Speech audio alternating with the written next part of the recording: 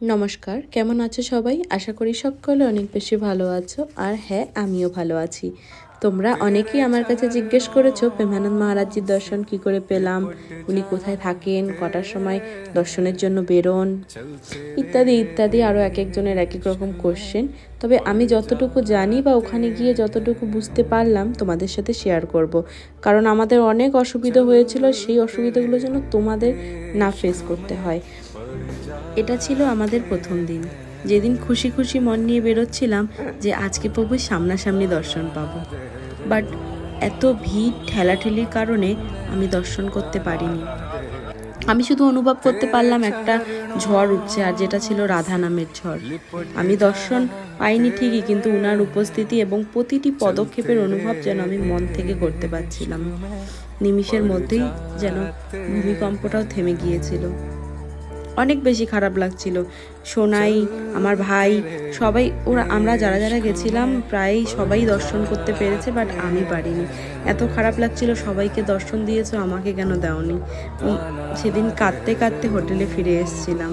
তবে সোনাই আমার কান্না দেখে বলেছিল পরের দিন যেভাবেই হোক তোমাকে দর্শন করিয়েই নিয়ে আসবো।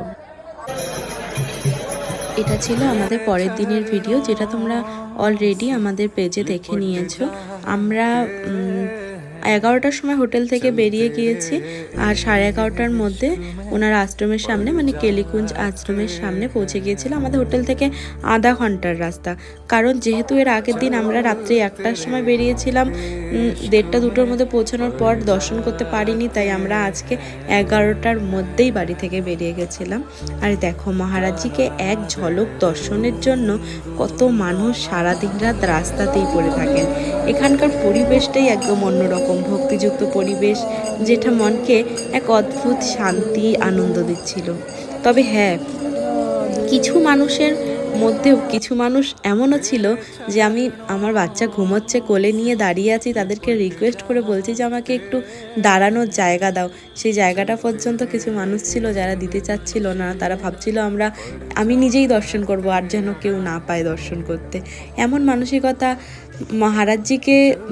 মহারাজের প্রবচন শোনার পরে, তাকে ভালোবেসে দর্শন করতে আসার পরেও এরকম মানসিকতা কিভাবে থাকে আমি জানি না। তবে আমার এটা মনে হয়, যেহেতু নিজেও দর্শন করো, আরেকজনকেও দর্শনের সুযোগ করে দাও। সবাই একটা আশা নিয়ে আসে যে এক ঝলক তাকে দেখে যাবে। ভিডিওটা অনেকটা বড় হয়ে যাচ্ছে। আমি মহারাজের পরিক্রমার ভিডিওটা পরের আর একটা পার্টে দিয়ে দেব। তবে আজকের মতন টাটা, আবার আর একটা পার্ট নিয়ে তোমাদের কাছে আসছি।